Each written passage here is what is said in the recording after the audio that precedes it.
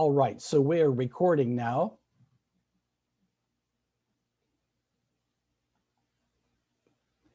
And now we will have to go back to where we were.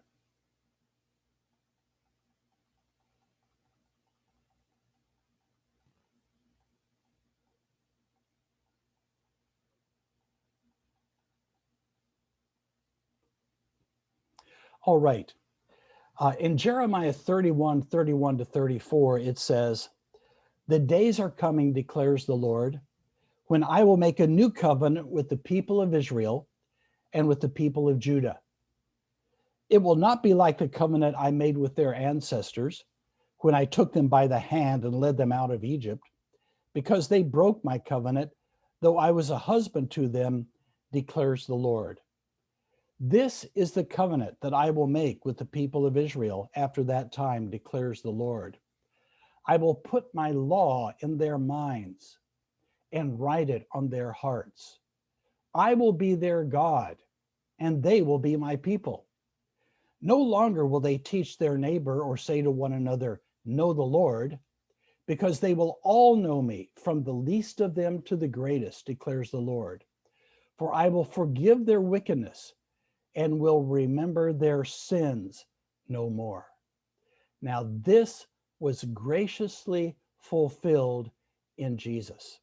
In fact, the longest Old Testament quotation in the New Testament is this passage found in the book of Hebrews. In Jesus, God graciously offered to mankind his provisions, which mankind can accept or reject, but not alter. Jesus, in passing the cup at the Last Supper, said, "This cup is a new covenant in my blood. Do this whenever you drink it in remembrance of me." So with the death of Christ on the cross, with the resurrection, we have the new covenant initiated. So we are now under the new covenant that God has provided. It's a suzerain vassal treaty. It's not one that we negotiate with God. It's one that God graciously offers to us. Do you have any questions or comments here?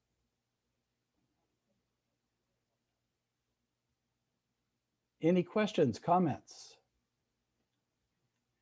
All right. Let us look at the contents of the New Testament. The New Testament is a collection of 27 books written by 9 different authors over a period of some 50 years.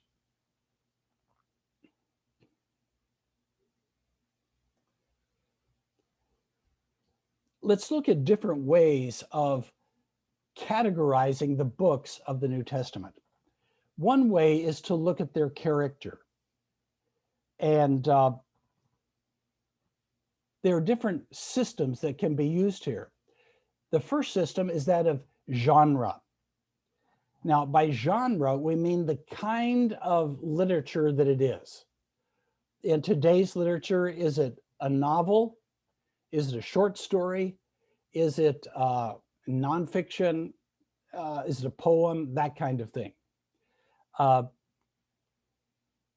When we look at it by genre, we look at Gospels, history of the church, epistles, and apocalyptic. So this is the way it would break down.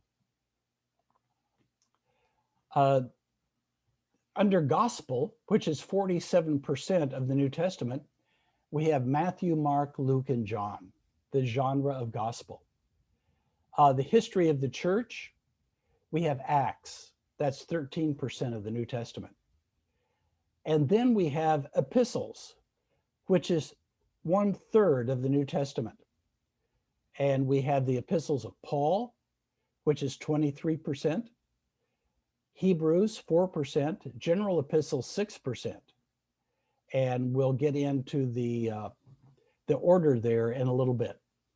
And then we have the apocalyptic, which is the book of Revelation. And that's 7%. So apocalypsis is the word that is translated revelation. So by genre, now the Gospels tell the story of Jesus Christ. What we call the Gospels were not originally called Gospels. The Gospel, euangelion is the Greek term, was the spoken message about Jesus Christ. It means good news. So the good news was the proclamation about Jesus Christ. But by the end of the 2nd century, these 4 books came to be called Gospels. And sort of like the New Testament, the New Covenant, by the 2nd century, those 27 books came to be called the New Testament. By the end of the 2nd century, these 4 books came to be called Gospels. Perhaps none of them had titles originally. So perhaps those titles were appended to the Gospels also in the 2nd century. And then we have the history of the church, the book of Acts. This tells us what happened between the ascension of Jesus and the time when the Christian message was taken as far as Rome. And it focuses particularly on the ministries of Peter and Paul. And then the epistles are letters written by the apostles and their associates to churches and to individuals. And the one book called apocalyptic is the book of Revelation. And we're going to get into the definition of apocalyptic later on. But for now, let's just say that it was a type of prophecy that arose primarily between the testaments, which emphasized the events at the end of the ages and employed very graphic imagery.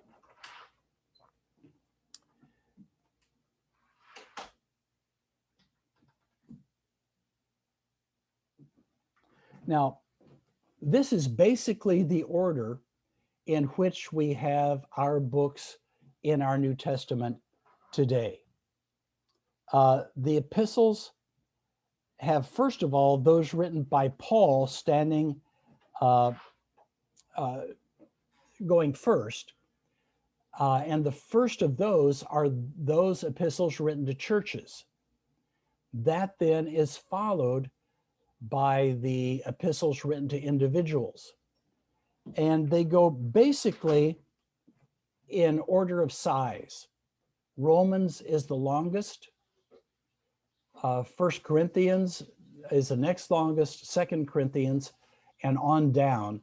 The only exception is that Ephesians is slightly longer than Galatians. But other than that, they are all in the order of length. And then the same is true of Paul's letter to individuals. 1 Timothy is the longest, then 2 Timothy, then Titus, then Philemon. And that is followed by Hebrews. And we don't really know who wrote Hebrews. And that is followed by the general epistles, James, the letters of Peter, the letters of John, and Jude, and then Revelation. Okay, questions, comments here? All right. System 2 is function. What function do these books have in the New Testament? Well, I tell you what, my alarm just went off, which says it's time to stop. So we will take up here next time with System 2, function of the New Testament books. Any questions or comments before you go? Yes, sir. Model key. Can you repeat that? Yeah, the model password. Password. Model key. Yeah. Oh, the Moodle? Okay, Yeah. it is CAR capital C, little a, little r, Oh, Yeah. and then the and sign. We call that and an sign. oh, and, and sign. and we call that an Okay. ampersand, by the way. Okay. And then mu, capital M, small o, small o. Oh, okay. Oh, I see. Car and mu. It stands for Carson and Mu, Okay. the authors of your textbook. Okay. Okay. Okay. Any other questions? Okay. If you have any trouble, you can go ahead and email me, or you can Facebook me, message on Facebook. And Okay, sir. I should be available. Okay. God bless you. Have a good And we day. don't have, sir, Yes. Yes. we don't have any assignment for coming class, right? No, there's no specific assignment for next time. Okay. But I would urge you to go ahead, get your textbook, Okay. and start your reading. Okay. Okay. All right. Okay. God bless Okay, you. sir. We God will bless Thank you, you. sir. we will see you on Thursday morning. Tuesday morning. Okay. God bless Sir, Okay, God bless. you. Bye bye. See you. let's do. Bye.